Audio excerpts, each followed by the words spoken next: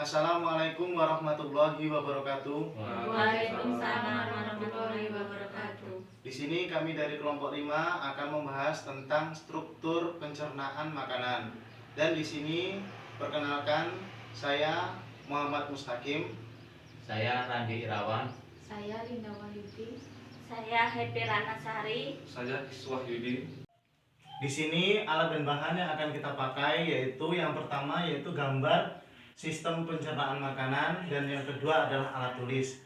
Dan di sini untuk penjelasannya akan dijelaskan oleh Bapak Randy. Sistem pencernaan manusia terdiri dari 6 bagian. Yang pertama mulut. Yang kedua kerongkongan. Yang ketiga lambung. Yang keempat usus halus. Yang kelima usus besar, dan yang terakhir anus. Baiklah, di sini saya akan menjelaskan tentang sistem pencernaan makanan. Mula-mula makanan akan dicerna di dalam mulut. Gigi memotong makanan, kelenjar ludah menghasilkan enzim untuk menghaluskan makanan agar mudah ditelan. Lidah mendorong makanan ke kerongkongan. Kemudian di kerongkongan, makanan diremas-remas dan didorong ke lambung. Makanan diremas-remas dan didorong ke lambung. Di dalam lambung, makanan akan diolah secara kimiawi dan mekanik. Makanan yang akan dicerna oleh asam lambung, enzim, diremas-remas di dalam lambung. Dari lambung, makanan menuju ke usus halus. Di dalam usus halus, sari-sari makanan akan diserap. Dari usus halus, sisa-sisa makanan didorong menuju ke usus besar. Usus besar ini berfungsi sebagai tempat penyerapan air dan mineral. Kemudian, sisa-sisa makanan yang sudah dicerna tersebut akan dikeluarkan melalui anus. Baiklah, di sini saya akan menjelaskan fungsi daripada sistem pencernaan makanan.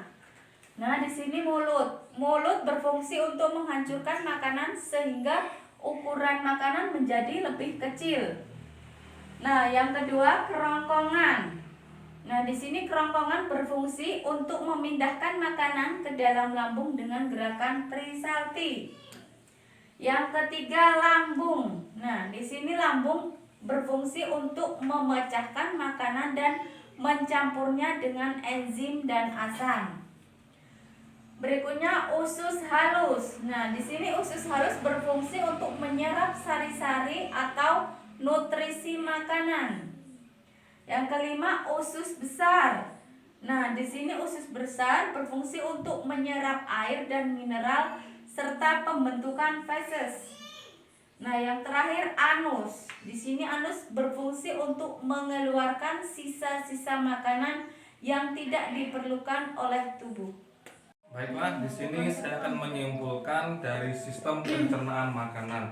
Kesimpulan yang kami dapatkan adalah sistem pencernaan manusia adalah sebuah sistem yang penting yang membantu manusia dalam mencerna makanan dan minuman yang dikonsumsinya menjadi zat yang lebih mudah dicerna oleh tubuh dan diambil berbagai manfaat kandungan yang penting di dalam makanan tersebut yang bermanfaat untuk organ dalam dan bagian tubuh secara keseluruhan.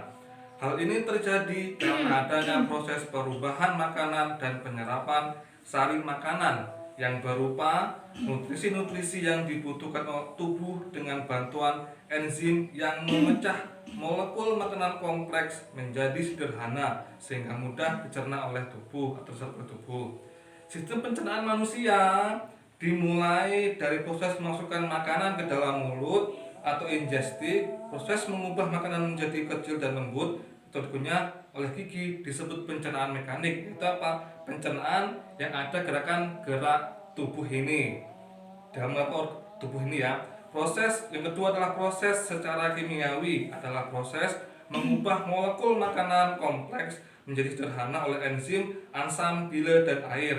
Ini terjadi di dalam mulut kita ini terjadinya proses kimiawi. Proses yang terakhir adalah proses penyingkiran atau proses pembuangan. Bila semua makanan telah masuk dalam tubuh kita, bila tidak dibutuhkan oleh tubuh, maka akan dibuang melalui anus. Demikianlah presentasi dari kami. Semoga ilmunya dapat bermanfaat untuk kita semua. Dan saya akhiri. Wassalamualaikum warahmatullahi wabarakatuh. Waalaikumsalam warahmatullahi wabarakatuh.